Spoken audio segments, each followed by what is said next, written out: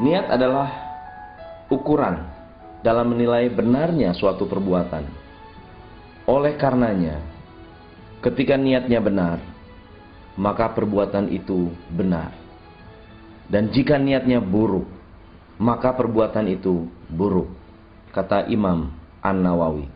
Hai, saya Coach Tom MC Ifle. Pada hari ini saya ingin memberi Anda tips dan idea tentang bagaimana memenangkan persaingan apapun. Bisa persaingan bisnis, bisa persaingan memenangkan hati customer, atau memenangkan hati pasangan Anda. Tulisan ini saya ambil dari buku terbaru saya, Big Brain, Big Money, 24 pikiran terlarang yang bisa membuat Anda kaya raya, terbitan Gramedia. Pada dasarnya, satu-satunya alasan seseorang tidak bisa menjadi pemenang adalah karena mereka tidak memiliki alasan yang kuat untuk mengejar kemenangan tersebut. Dan akibat daripada dasar alasan tersebut, ada 7 kegagalan ketika orang ingin menang, dan kegagalan ini terjadi berulang-ulang. Kegagalan pertama adalah banyak orang yang yakin bahwa menang adalah sesuatu yang negatif. Pernahkah Anda bertemu dengan seseorang yang rela kalah atau rela untuk kalah hanya karena takut atau tidak ingin dianggap sombong? Ini terjadi di mana-mana. Dan mental ini akhirnya membentuk sabotase diri yang membuat orang tersebut tidak bisa menang atau tidak ingin menang. Kesalahan yang kedua adalah banyak orang yang merasa bahwa menang bukan keharusan. Banyak orang hanya berharap dan merasa bahwa menang bukan hak mereka. Kegagalan yang ketiga, dan ini adalah merupakan kesalahan terbesar yang menurut saya tidak boleh diulang oleh Anda atau siapapun juga. Ketika Anda ingin memenangkan suatu pertandingan atau persaingan, namun Anda tidak memiliki strategi yang tepat.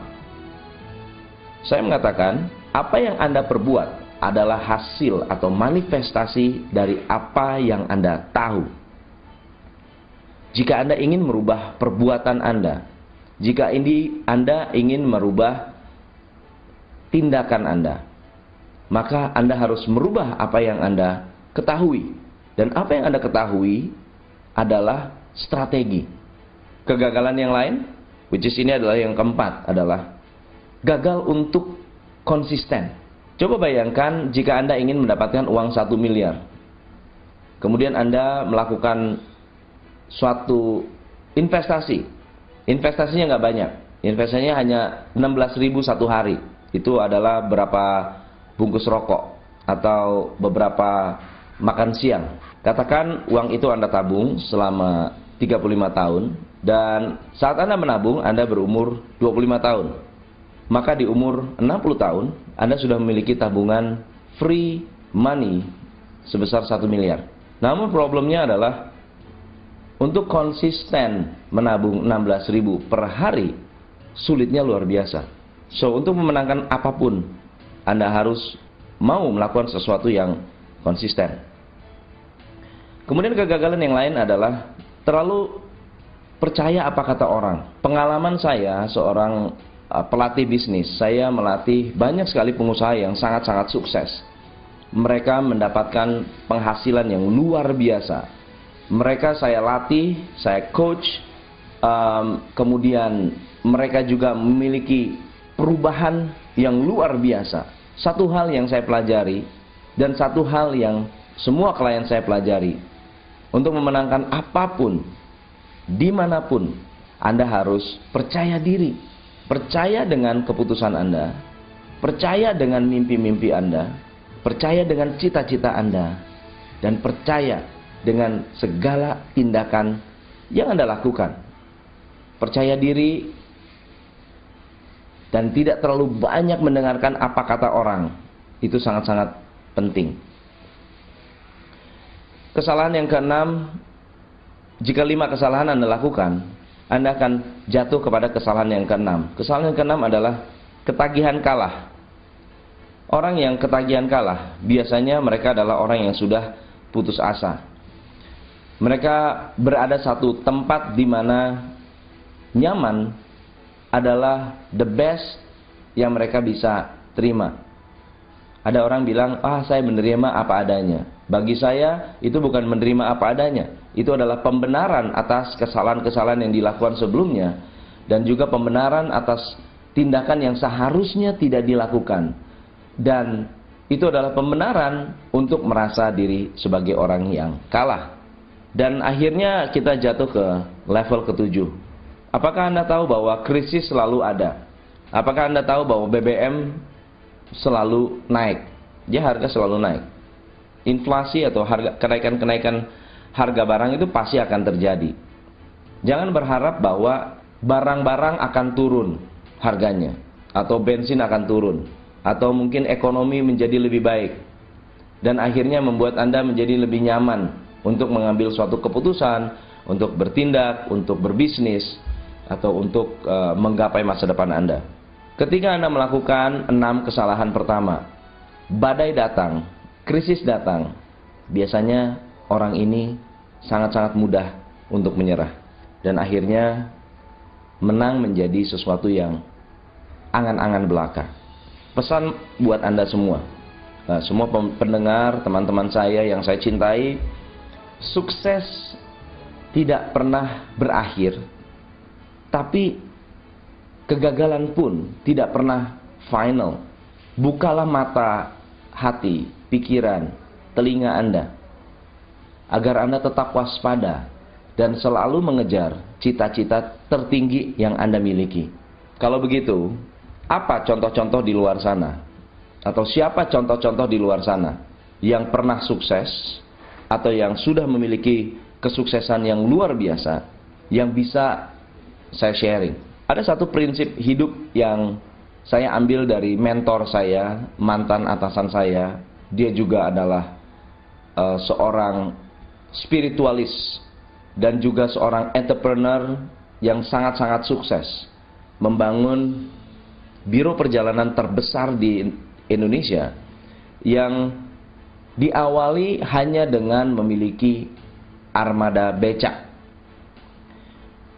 Armada becak menjadi bus akhirnya menjadi biro perjalanan dengan network yang luar biasa.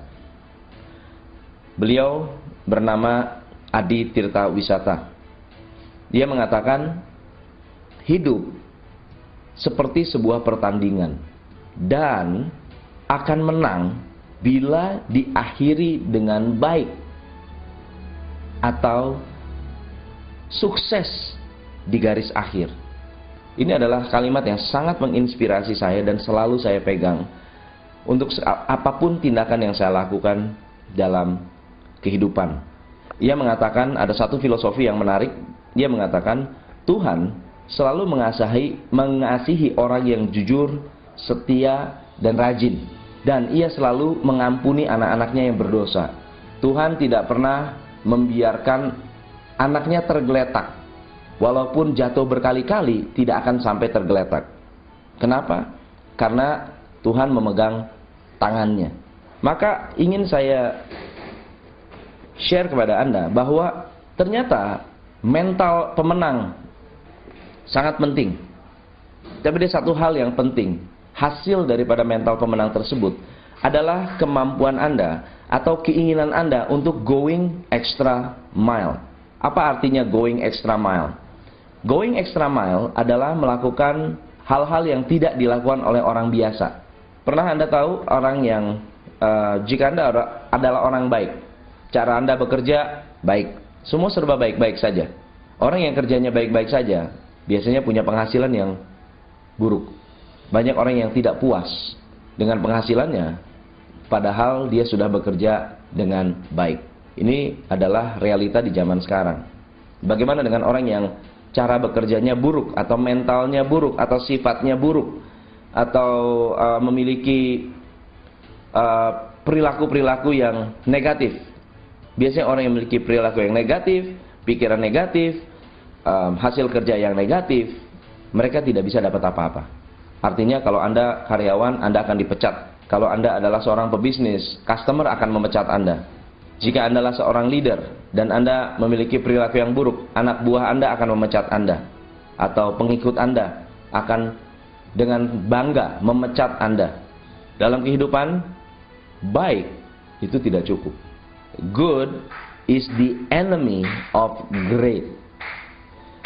Jika orang yang good, yang baik, mau melakukan suatu tindakan yang lebih dari yang dituntut, dia akan mendapatkan suatu level yang disebut excellent atau outstanding.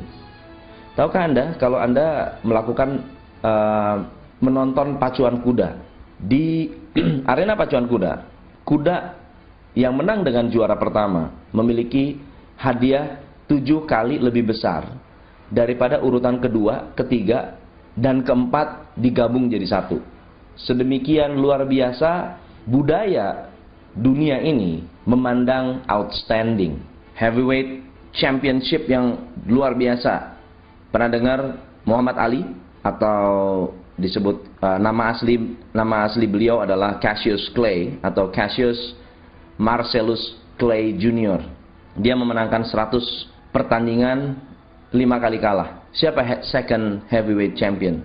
Jawabannya blank.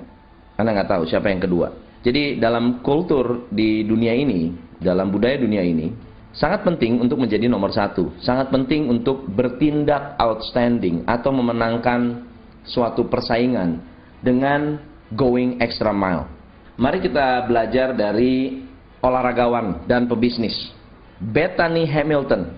Dia adalah atlet selancar. Pada umur 13 tahun diserang ikan hiu. 6 bulan kemudian ia berselancar kembali. Ia bertanding dan memenangkan pertandingan dengan menggunakan satu tangan yang tersisa. Tahun 2004 ESPN menuliskan tentang ESPN Comeback Athlete of the Year, Bethany Hamilton.